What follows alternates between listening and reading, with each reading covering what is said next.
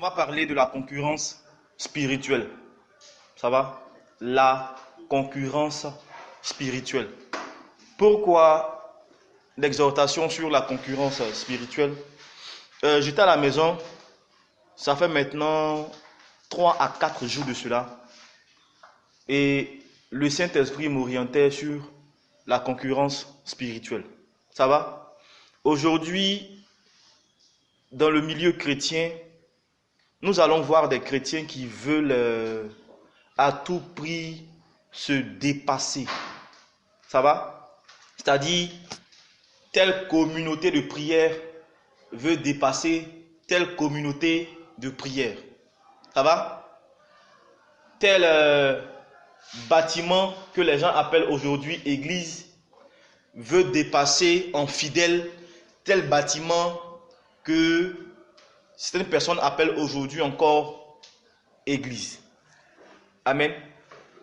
Et souvent même, il y a de la bagarre, ça va, qui vient s'installer entre les chrétiens. Tel homme de Dieu se lève et dit que celui-là, il est mon fidèle. L'autre se lève et dit non, celui-là, il a volé mon fidèle. Et ça devient de la bagarre. Ça va? Une fois, j'étais à Djamé et il y a eu une bagarre entre deux pasteurs qui se battaient à cause d'un fidèle. Pourquoi? Parce que le fidèle en question priait dans l'église du premier pasteur et il s'est avéré que ce fidèle-là ne prie plus dans l'église du premier pasteur, mais qu'est-ce qu'il a fait? Il est parti prier dans l'église du second pasteur et là-bas, il payait sa dîme. Donc ça a engendré des disputes entre le premier pasteur et le deuxième pasteur. Et ils se sont frappés. Est-ce qu'on suit? Ils se sont frappés. Moi, ça m'a surpris. Je me suis demandé, mais qu'est-ce qui s'est passé? Et puis, ces pasteurs en question se sont bagarrés. Et après, j'apprends que c'est à cause d'un fidèle qui ne prie plus avec un tel, mais qui prie avec un tel et c'est là-bas qu'il paye sa dîme. Amen. Voilà. Et je vois aussi certains chrétiens qui, lorsqu'ils atteignent 5000, ou soit 1000, ou soit 2000, ou soit 3000 frères et sœurs dans la foi, ils commencent à se moquer de peut-être telle assemblée où il n'y a que 100, 200, voire 300 ou 400 frères et sœurs dans la foi. Amen. Nous allons essayer de voir dans la parole si l'attitude de ces chrétiens-là vis-à-vis de l'œuvre de Dieu est vraie ou fausse. Amen. Lorsque nous prenons le livre de Jean, chapitre 15, le verset 16. Jean, chapitre 15, le verset 16. Ensuite, voilà, je vais lire. Ici, c'est Jésus-Christ qui parle. Ça va? Il dit, ce n'est pas vous qui m'avez choisi. Amen.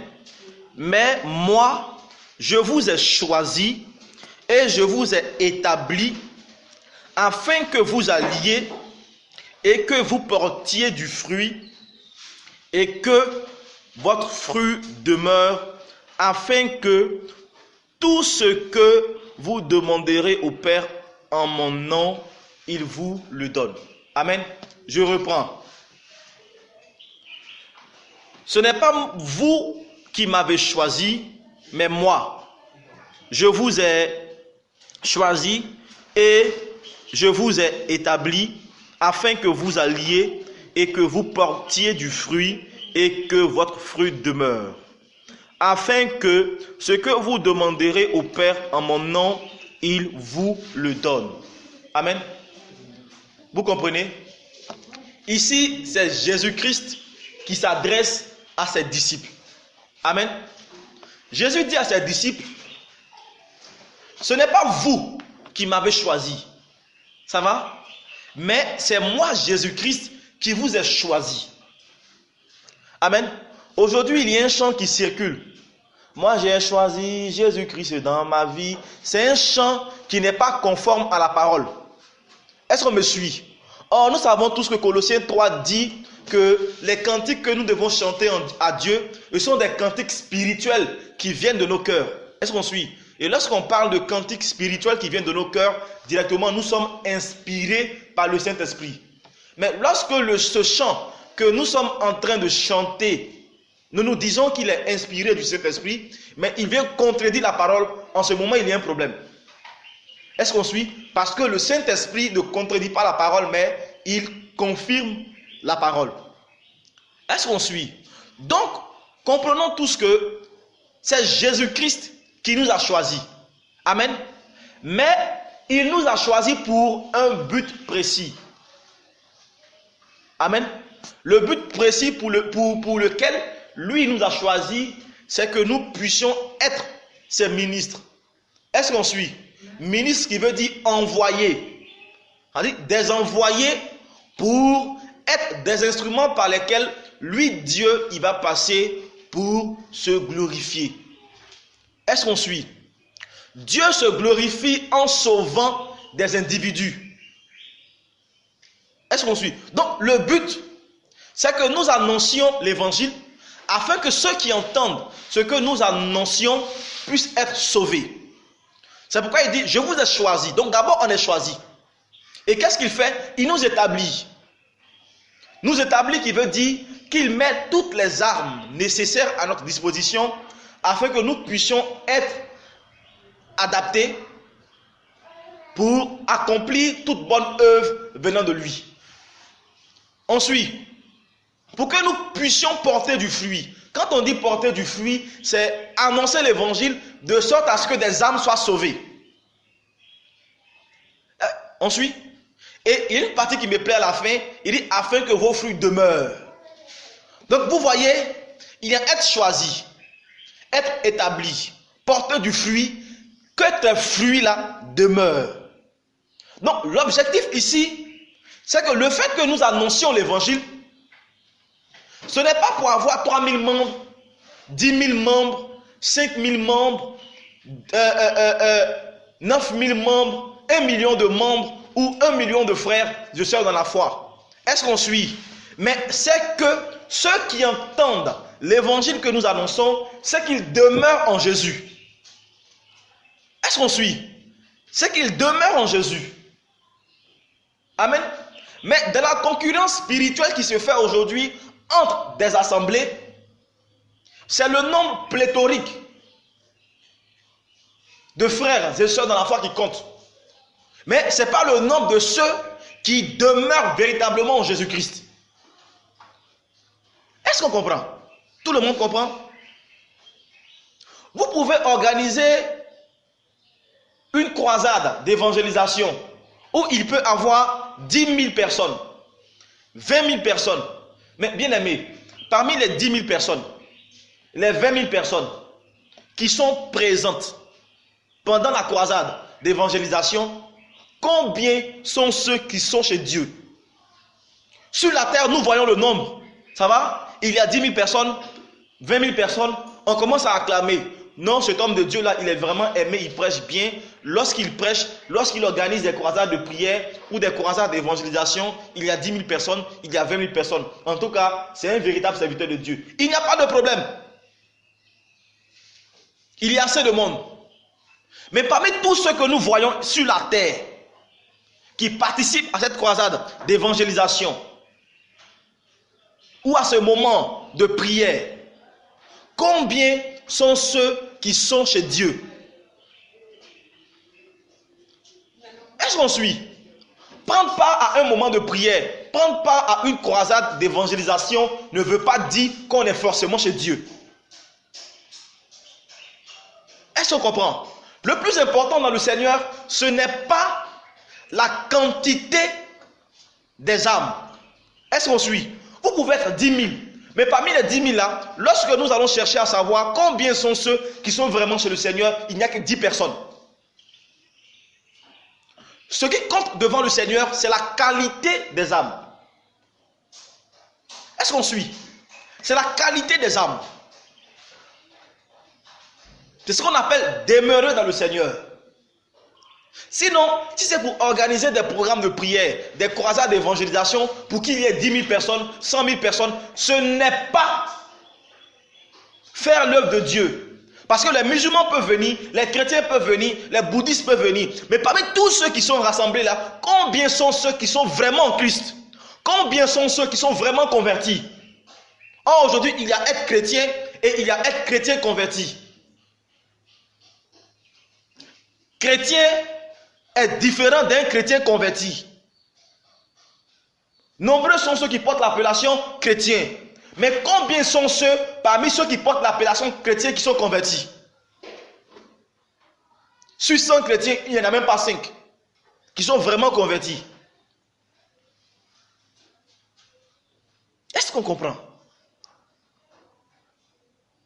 Donc, qu'est-ce que nous recherchons véritablement en Christ? Recherchons-nous le nombre de personnes qui va faire que physiquement les gens vont nous applaudir, vont dire, mais ceux-là, quand ils organisent des croisades de prière, ils sont nombreux? Ou bien est-ce que nous cherchons à suivre le plan de Jésus-Christ qui demande à ce que les fruits que nous portions demeurent en lui?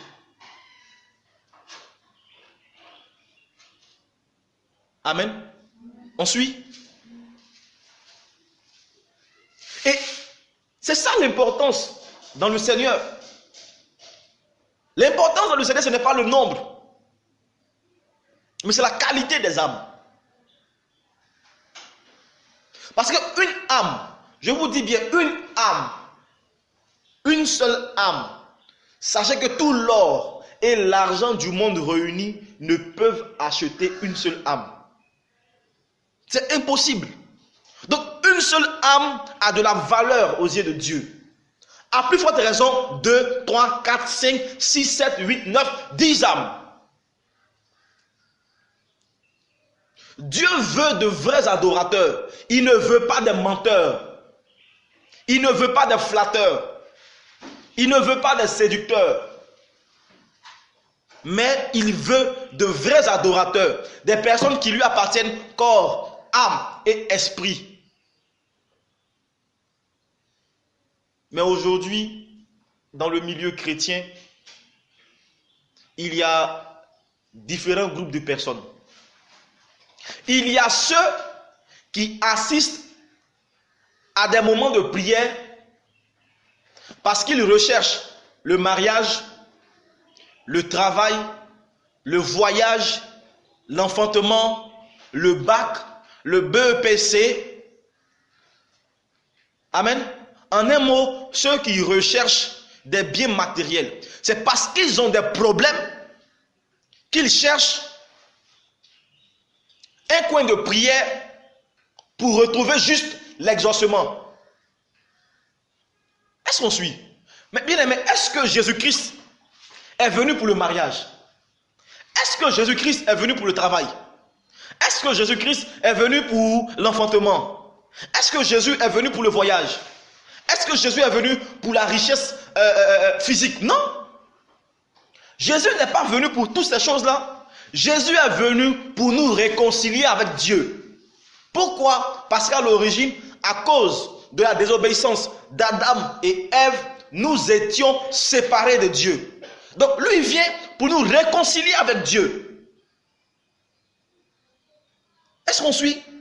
Mais pourquoi ces personnes-là recherchent ces biens matériels? C'est la raison pour laquelle ils cherchent un endroit de prière, un coin de prière pour qu'ils partent augmenter le nombre de frères et sœurs dans la foi, mais pourtant ils ne sont pas là pour le Seigneur Jésus-Christ.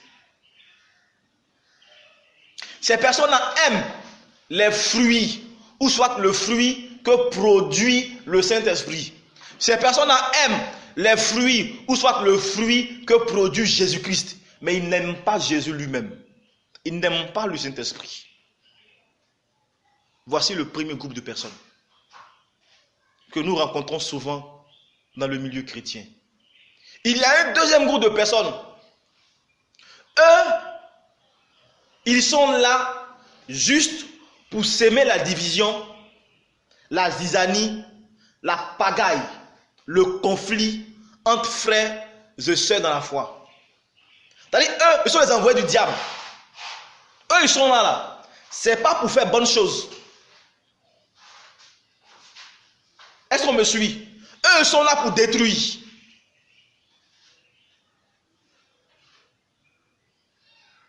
Ils sont là pour détruire.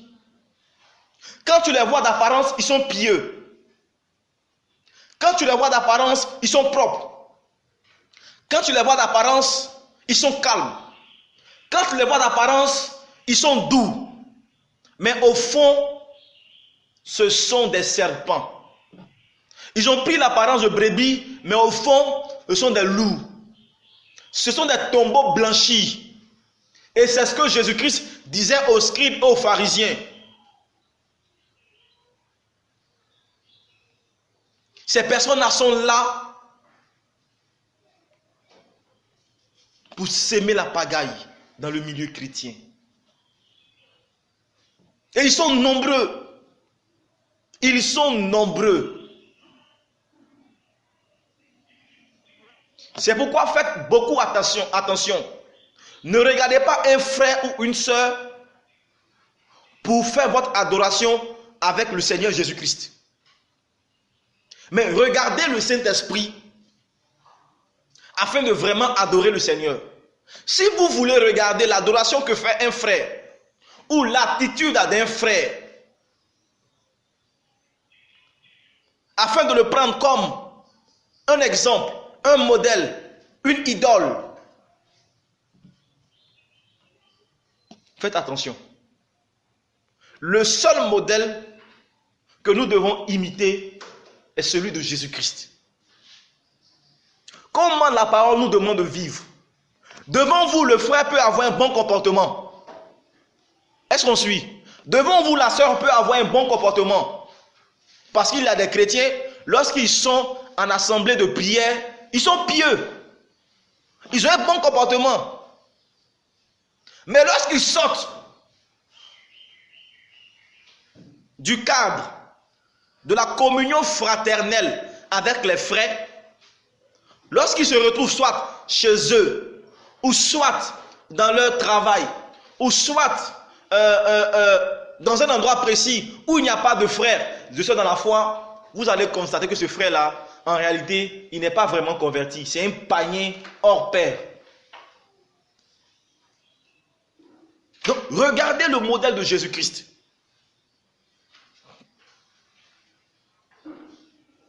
Et marcher. Parce que ce deuxième groupe de personnes-là, eux, ils sont envoyés par le diable. Et souvent même d'autres, quand ils viennent, ce n'est pas pour fournir trop d'efforts, hein. C'est pour venir chercher femme et puis partir. Amen, on suit. Ou soit les filles, elles viennent chercher garçons et puis elles s'en vont. C'est la débauche sexuelle. Et pensez-vous qu'un endroit où siège la débauche sexuelle, Dieu subsiste? Dieu réside? Faites attention. Que cherchez-vous véritablement lorsque vous avez accepté Jésus-Christ en tant que Seigneur et Sauveur personnel? Vous devez à chaque fois vous poser et vous reposer cette même question-là, de sorte à ce que vous sachiez comment marcher dans le Seigneur. Il y a un troisième groupe de personnes. Eux, ils recherchent le salut. Mais ces personnes-là, sur 100 chrétiens, il y a au moins 5. Et c'est la vérité. Ce groupe de personnes qui recherchent véritablement le salut, sur 100 chrétiens, il y a au moins 5. Ne regardez pas l'apparence, bien-aimé. L'apparence trompe. Regardez aux fruits que produisent ces personnes, vous allez voir. Jésus dit, vous les reconnaîtrez à leurs fruits. Il n'a pas dit, vous les reconnaîtrez à leur visage. Il dit, vous les reconnaîtrez à leurs fruits. Vous n'avez jamais vu igname qui donne papaye. Vous n'avez jamais vu mangue qui donne avocat. Vous n'avez jamais vu orange qui donne mandarine. Vous n'avez jamais vu ananas qui donne canne à sucre. Vrai ou faux? Ceux qui recherchent véritablement le salut, regardez à leur comportement. Regardez à leur nature. Regardez à leur caractère. Vous verrez. Amen. Est-ce qu'on suit? Ça va? Tout le monde suit? Donc, si vous recherchez le salut, bien-aimé, payez le prix. Payez le prix. En Marc 10, on l'a vu. Amen. Marc 10, le verset 35 à 40. Les fils de Zébédée, Jacques et Jean, s'approchaient de Jésus et disent à Jésus, Maître, nous voudrions que tu fasses pour nous ce que nous te demandons. Et ils disent, Maître, nous voudrions être assis l'un à ta gauche et l'autre à ta droite quand tu seras assis dans ta gloire. Jésus leur demande, est-ce que vous savez ce que vous demandez? Pouvez-vous boire la coupe que je dois boire? Pouvez-vous être baptisé du baptême dont moi, Jésus-Christ, je dois être baptisé? Est-ce qu'on me suit? Jacques et Jean demandent à Jésus le salut. Vrai ou faux? Jésus leur demande, est-ce que vous pouvez payer le prix? Boire la coupe de Jésus-Christ revient à prendre part à sa mort et à sa résurrection. Est-ce que vous allez accepter de porter votre croix? Est-ce que vous allez accepter de souffrir pour moi? Est-ce que vous allez accepter d'être rejeté par vos familles pour moi? Est-ce que vous allez accepter de tout abandonner, d'abandonner votre vie, d'abandonner vos corps, de vous abandonner corps, âme et esprit à moi?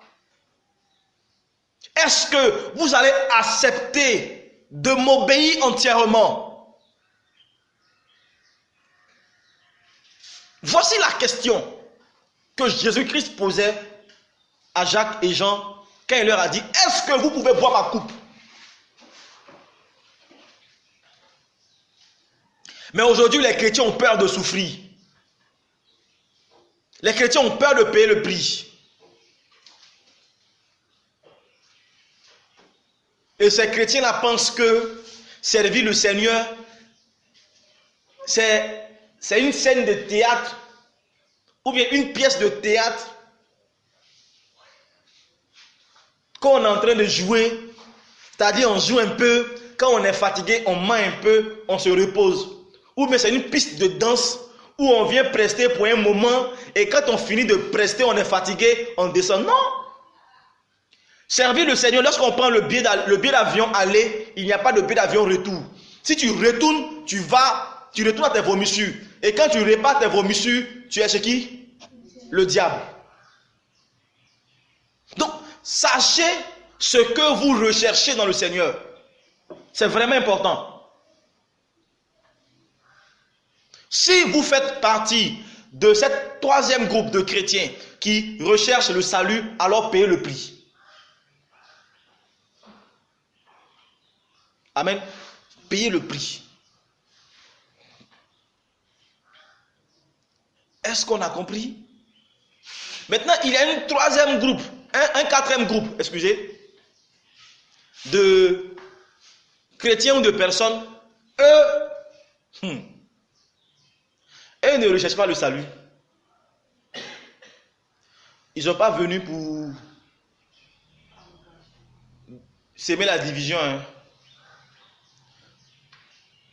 Eux, le côté on dit on est venu pour mariage, voyage, tout ça là. Eux, ils ne sont pas dedans. Est-ce qu'on me suit? Eux, leur cas est spécial. C'est des gens, bon, Ils sont venus voir. Est-ce qu'on suit? Ils sont venus voir simplement. Ce sont des touristes. Ils sont venus voir. Est-ce qu'on suit? Et les touristes, il y en a plein.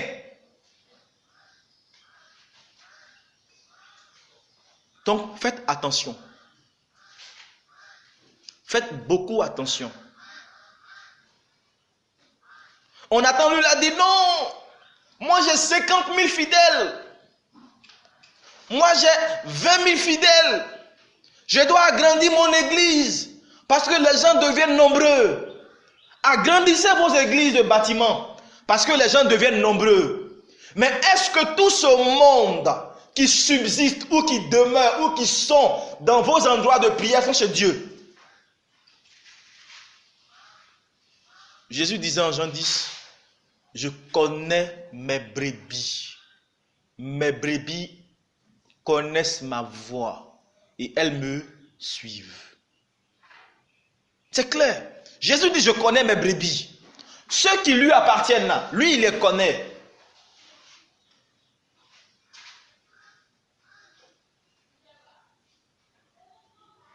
Servir Dieu est très simple si nous marchions selon le plan et la volonté de Dieu. Amen. C'est très simple. Enlevez dans vos têtes cette envie de concurrence dans le Seigneur. Enlevez dans vos têtes cette envie de paraître devant les hommes. Enlevez dans vos têtes cette envie de vaine gloire, où vous voulez organiser des croisades de prière où il y a 2000 personnes, 5000 personnes, 10 000 personnes. Enlevez ça dans vos têtes. Le plus important n'est pas d'organiser des croisades de prière où il y a 10 000 personnes, 20 000 personnes. Mais le plus important, c'est que ceux qui prient avec vous, les frères et sœurs qui sont en assemblée avec vous, qui vivent en communion fraternelle avec vous, il faut qu'ils soient devant Dieu. Il faut qu'ils demeurent en Dieu. Il faut qu'ils soient reconnus comme étant enfants de Dieu. S'ils meurent demain, il faut qu'ils soient sauvés. C'est ça le plus important. C'est ça le plus important. Donc, revoyez votre manière de concevoir, annoncer l'évangile. Revoyez votre manière de concevoir, être ministre de Dieu. Souvent, j'entends les gens dire, je suis allé évangéliser telle personne. Ça, c'est ce que beaucoup de chrétiens disent. J'ai évangélisé lui là, j'ai évangélisé lui là. Bien aimé, est-ce que vous savez c'est quoi évangéliser? Aujourd'hui, on emploie des termes et les chrétiens, pour se justifier, ont recours au dictionnaire. Évangéliser veut dire. Bien aimé, lorsqu'on est en train de parler des affaires du Seigneur, on ne parle plus par définition, on parle par révélation. Est-ce qu'on suit? C'est pourquoi 1 Corinthiens 2 demande d'utiliser un langage spirituel pour les choses spirituelles et un langage charnel pour les choses charnelles. Ne mélangeons pas les deux. Est-ce qu'on suit? Derrière chaque verset biblique se trouve une révélation précise que donne le Saint-Esprit en fonction de l'orientation qu'il veut que nous suivons. Est-ce qu'on suit? Retenez qu'évangéliser veut dire annoncer premièrement l'évangile à quelqu'un. Est-ce qu'on suit? Tu lui annonces l'évangile. Mais ça ne s'arrête pas là. Il faut veiller à ce que la personne à qui tu as annoncé l'évangile demeure dans les recommandations de la saine doctrine de Jésus-Christ. Amen. C'est 2. Troisième position. Si la personne en question est nécessiteuse, il faut pouvoir, en tant que dévancier dans la foi, lui venir en aide. Est-ce qu'on suit? Il faut aider la personne. Annoncer l'évangile à quelqu'un, ce n'est pas seulement Jésus t'aime. C'est pas Jésus t'aime que la personne va manger. Et ça, c'est la vérité. Tu es parti annoncer l'évangile à quelqu'un en lui disant Jésus t'aime. La personne a faim. Tu fais quoi? Il faut lui donner à manger. Est-ce que Jésus n'a pas nourri lui-même ceux qui venaient prier avec lui? Est-ce qu'il n'a pas fait? Il a fait. Il a nourri 4000 hommes, après 5000 hommes. Vrai ou faux? Mais parmi tous ceux qu'il a nourris là, combien sont ceux qui sont restés auprès de lui? Combien sont ceux qui étaient vraiment ses disciples? Combien sont ceux qui recherchaient véritablement le salut? On l'a vu en Jean 6.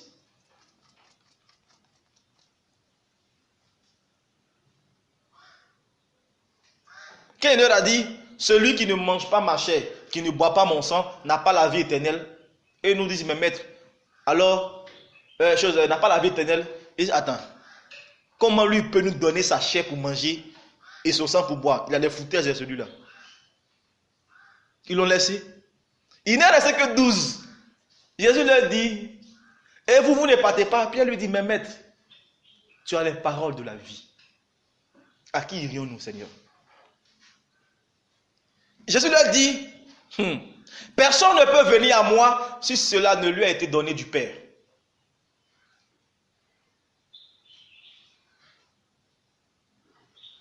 Amen. Après il dit, je connais mes brebis. Pourquoi? Parce qu'il connaissait ceux qui croyaient en lui et ceux qui ne croyaient pas en lui. Il y a une partie qui m'a fait vraiment rire. Jésus était à Capernaum, ça va? Et les personnes qui l'avaient nourri l'attendaient, ils ne l'ont pas vu à l'endroit indiqué, ils sont partis le retrouver là-bas. Et ils disent, mais maître, tu vas où? Il dit, mais vous me suivez parce que, non pas parce que vous avez vu les miracles, mais parce que vous avez de quoi manger. Est-ce qu'on suit? Donc Jésus savait que des gens le suivaient, pas parce qu'ils voulaient le salut, mais parce qu'ils ont vu que quand ils viennent prier ou quand ils marchent avec toi, ils ont de quoi manger. Il y a des gens comme ça. Eux, ils viennent à cause de la nourriture. Jésus savait cela. Mais dites-moi, est-ce que Jésus-Christ a privé une fois ces personnes de la nourriture? Non. À chaque fois qu'il venait, qu'il pouvait, il leur donnait à manger. Quoi qu'il savait, ce qu'il voulait ou bien. Donc, ne soyez pas surpris qu'il y ait des gens qui vous suivent. Pas parce qu'ils ont entendu le bon message de la sainte doctrine de Jésus-Christ que vous prêchez.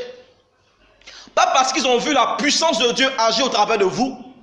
Pas parce qu'ils veulent le salut, mais parce qu'ils savent qu'en marchant avec vous, ils vont avoir de quoi manger. Amen. Amen. Est-ce qu'on suit? Donc, je vous en supplie, bien aimés, que chacun sache ce qu'il recherche dans le Seigneur. Sinon, il ne saura pas comment marcher. Amen.